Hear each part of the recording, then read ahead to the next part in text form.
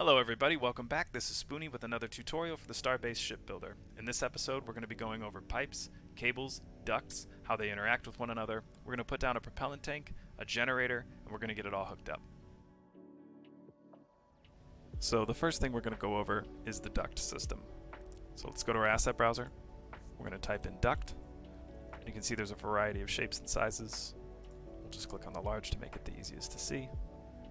Fly over to our ship, and we'll place it down.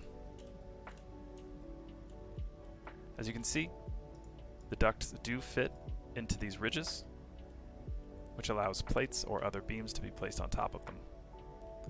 As you can see, there is a small space here between these beams, which would allow a duct to go underneath it.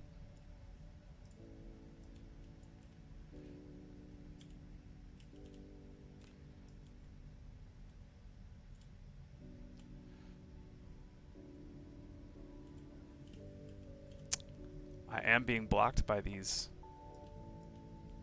bolts here, which will happen sometimes. Items will not just go through bolts. So I'm going to remove those bolts to place this down, and there you go. You can see how it does fit underneath this beam, and it'll fit under plates as well.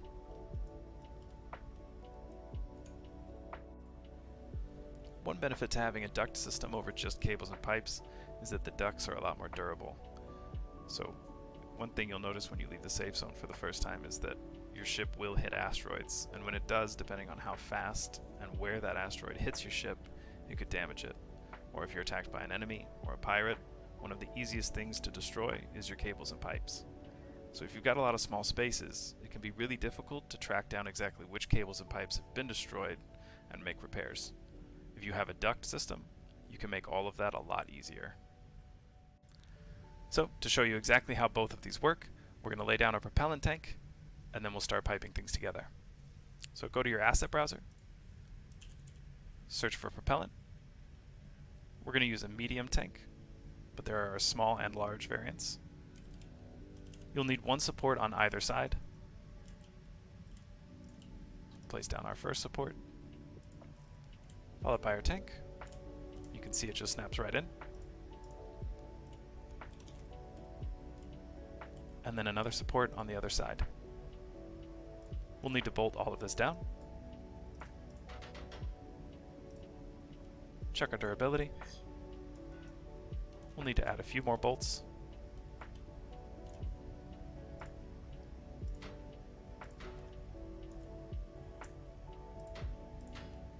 There we go. And now we're ready to use pipe. So to get started, at the bottom of the screen, you're going to select the Cables and Pipes tool. Under Tool Options, you're going to select Pipe, and you'll notice that a lot of small blue boxes appear. That shows you where you can start a pipe connection.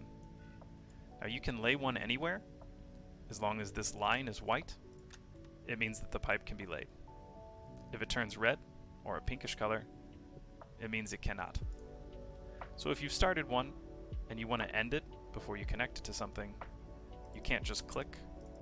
You need to go over here and right-click where you've started the connection. So to show you how the pipes work, I'm going to connect the propellant tank to this maneuvering thruster, as well as these two thrusters, using only pipes, no ducts.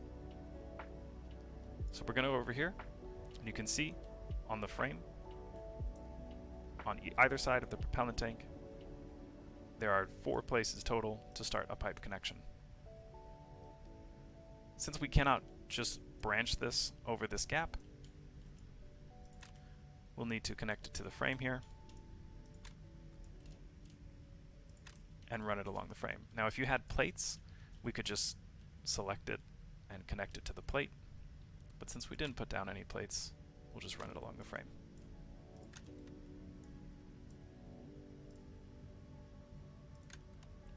And you notice how the blue box disappears once the pipe is connected? That means you've made a successful connection. With the cabling tool, the box will turn green, but for pipes, it will just simply disappear.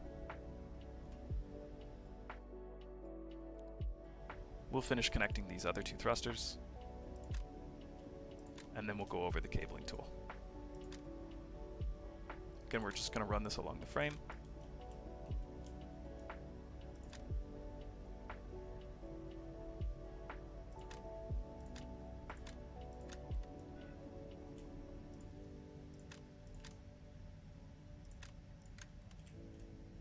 Now those are both connected as well. All of your thrusters will need to have some kind of connection with the propellant tank. Next, we're going to select our cabling tool. The propellant tanks don't necessarily need to be cabled, but if you want to have a tool on your dash which would indicate the amount of propellant still left in the tanks, they need to be connected to the cabling network as well.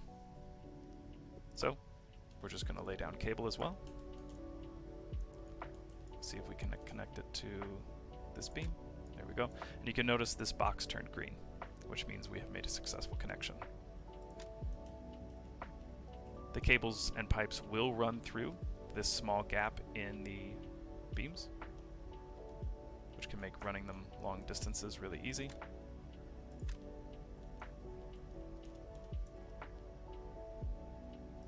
And one thing you want to try to avoid is placing the cables inside the pipes.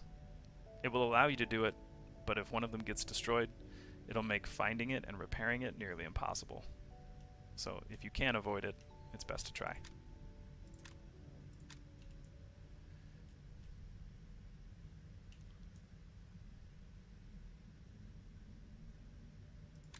We will cross them here, but again, that's not ideal.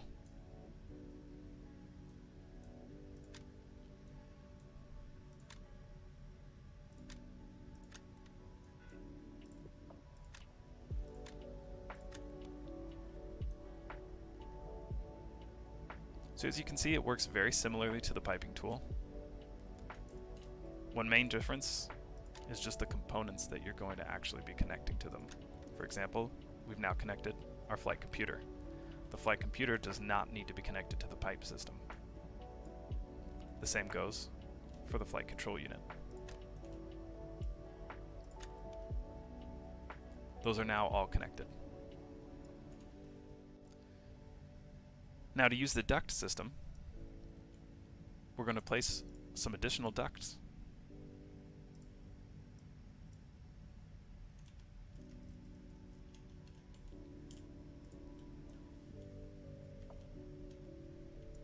We're going to bolt them down.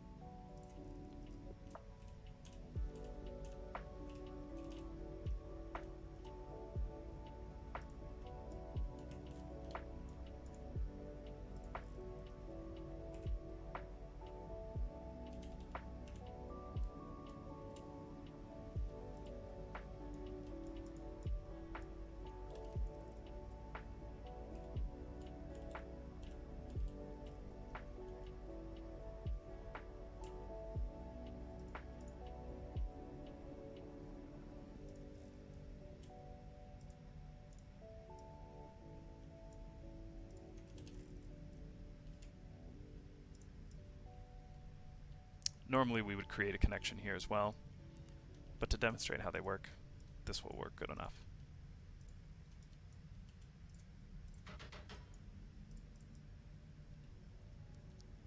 Now all we need to do to connect these thrusters is to make sure that any of the ducts are in contact with this pipe.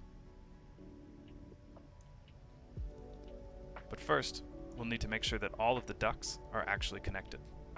Here you can see these two are not physically touching one another, whereas these two are. They'll only share a connection if they're physically touching. So to bridge these gaps, you can select a small duct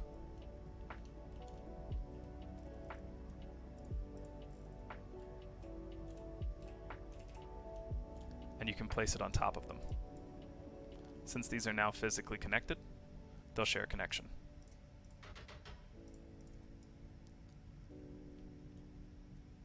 You'll have to pay attention to this when you're placing plates though, because now a plate will not fit snugly over all of this. Plates can also not be placed directly on top of pipes. You'll need to make sure everything is clear. So now we'll make sure all of our other ducts are connected.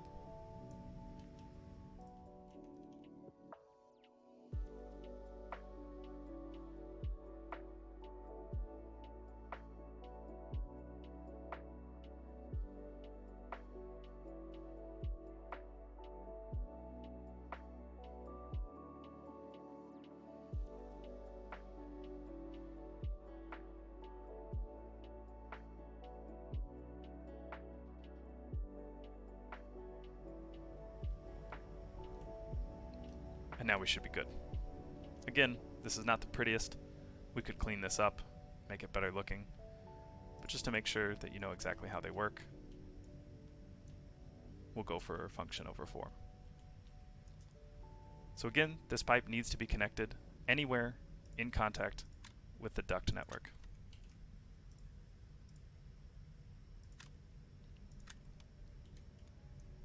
The same would go for any of the cables.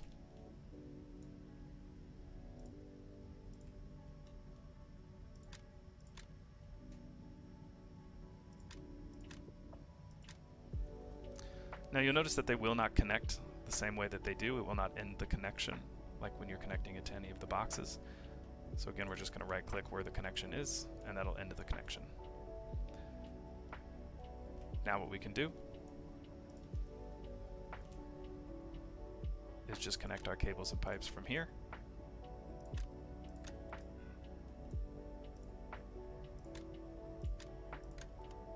And they'll function exactly the same.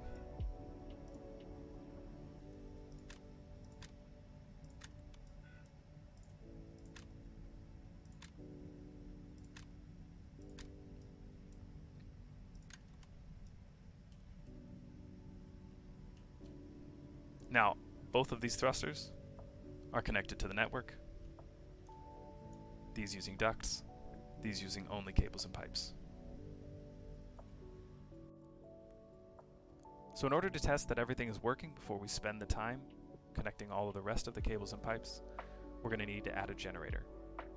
So go to your asset browser, type in generator, and you'll see that the fuel chamber and the generator units have multiple tiers. We're going to go with tier 1, as again, it requires the least in terms of money and ore. We're going to place that down, but before we do, we're going to place some plates just so we can see how that works as well.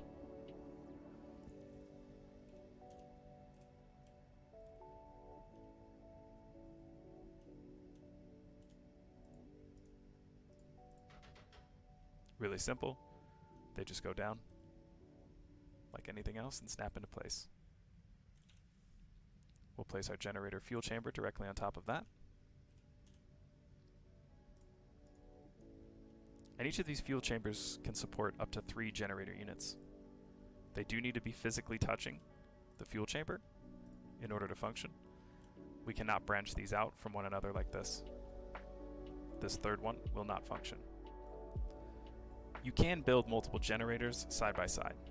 If you do, the generator units will produce additional heat if they're in contact with any of the generator units from a separate generator. So if you have the space, it's a good idea to leave at least a little bit of space between the two. Next, we'll add our socket boards. The pipe socket board, which will allow us to cool it, and the socket board. Now, if you did want to go for coolant cells over a radiator, you would add this coolant rack anywhere on the generator. You would need to fill these with coolant cells.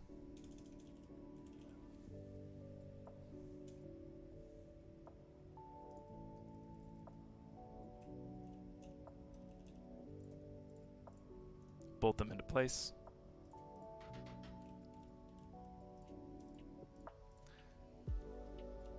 And you can do both a radiator and cooling cells, but the cooling cells will be used before it switches over to the radiator.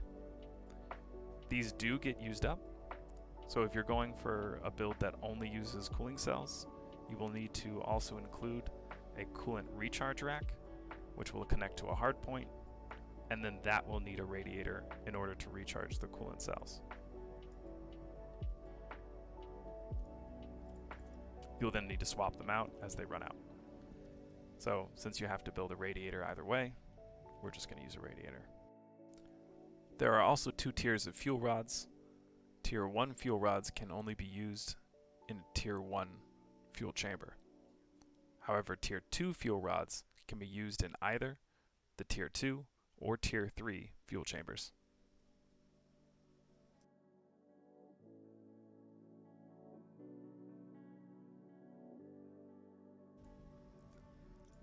Now we'll place our radiator. We're going to need a hardpoint,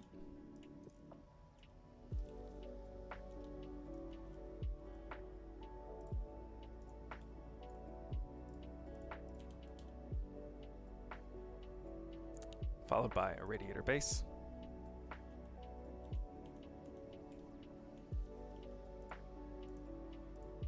and then some extensions.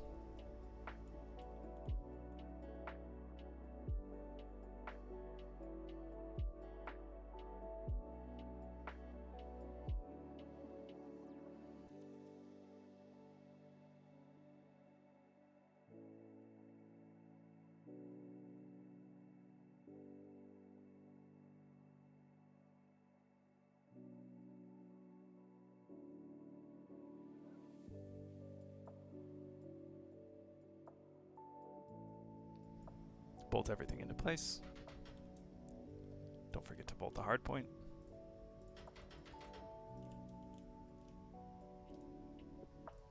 And now we'll connect everything.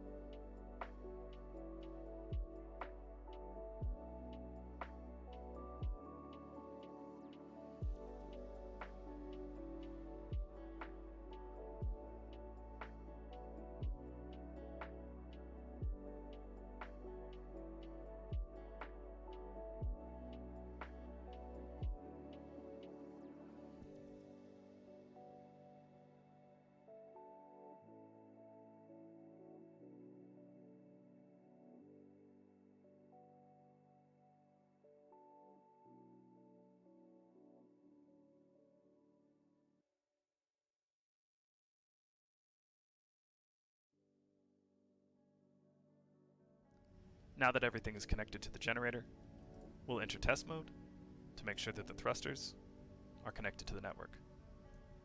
To do this, go to any of your thrusters, press F5, and then bring up your universal tool,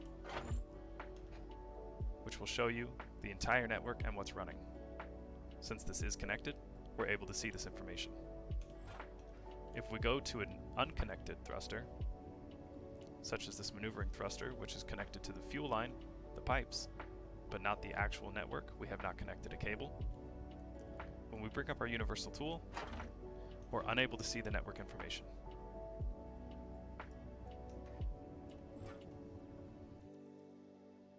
Cargo containers also need to be added to your network, both through a pipe connection and a cable connection.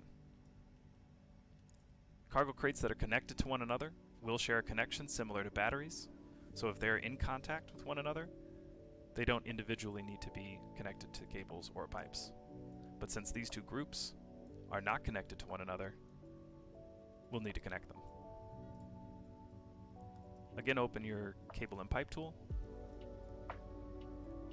We're going to connect this side to our pipe network, and this side to our vent network.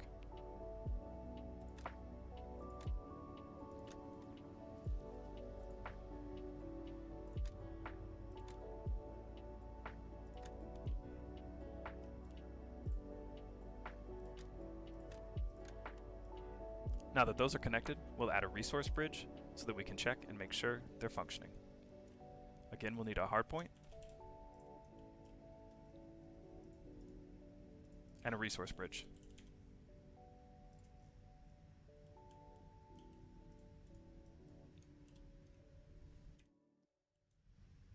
We'll place this towards the front of our ship so it's easy to access.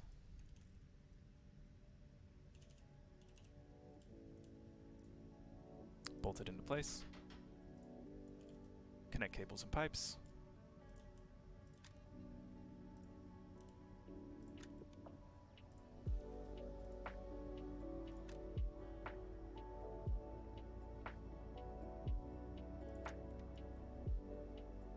Then to test it, we're going to enter test mode by pressing F5, pressing F on the resource bridge, and checking our inventory. As you can see, the cargo crates do show up in our inventory, which means they are functioning. And that's everything you need to get started putting down pipes, cables, and ducts on your ship. Let me know if you have any questions, and thanks for watching.